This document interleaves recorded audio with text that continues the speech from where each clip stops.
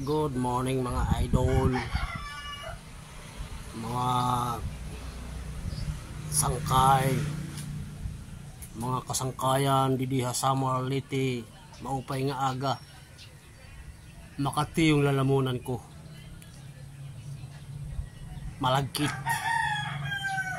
So kaya ako nandito ngayon sa puno ng cranberries.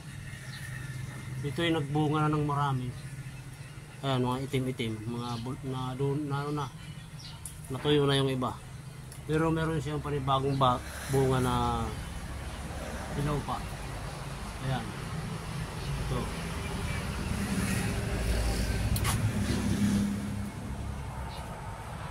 Ayan o. Ito ngayon yung kakainin ko. Gamot yan sa ano, dito. Yung nangangati yung lalamunan mo. Yung hindi pa hinog maasim yan na mapait-pait, madagta. So parang hinahagod yun dito pag kumain ka nyan. Gamot yan. Lalo na sa mga may sakit sa bato. Gamot yan yung cranberries. Ginagawang juice yan.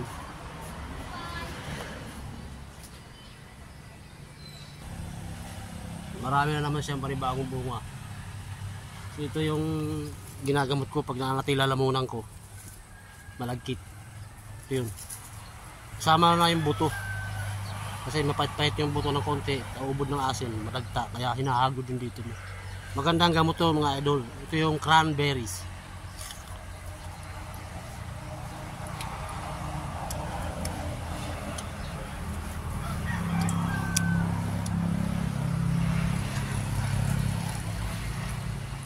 Kain tayo ng mga 4.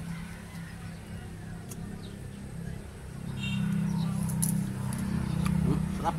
Hinahagod yung lalamunan mo dito.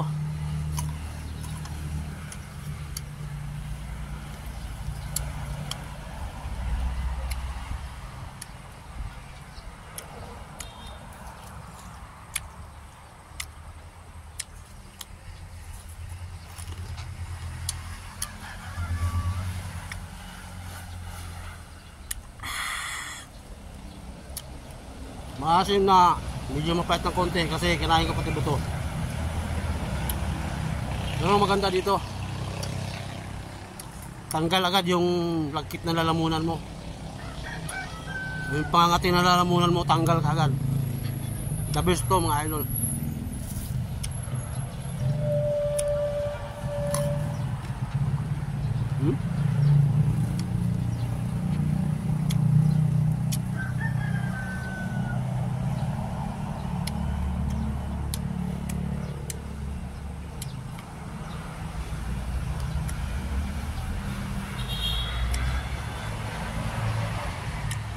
Tanggal na.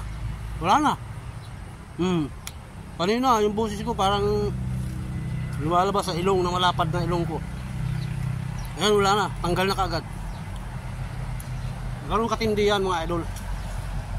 The best talaga to. Isa pa.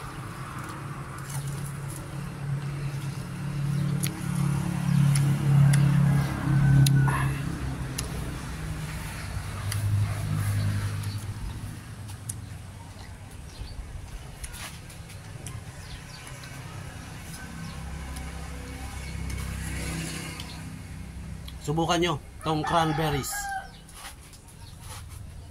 Cranberries. Yan. Matinik yan. Parang kalamansi. Diro maliliit sa kalamansi yung tinik nya. Matagal na to rito. Yun. Magandang gamot. Mga katilalamunan mo, malagkit. Parang ubuhin ka, sisipunin ka. Ito, tirahin mo. Cranberries. Yun.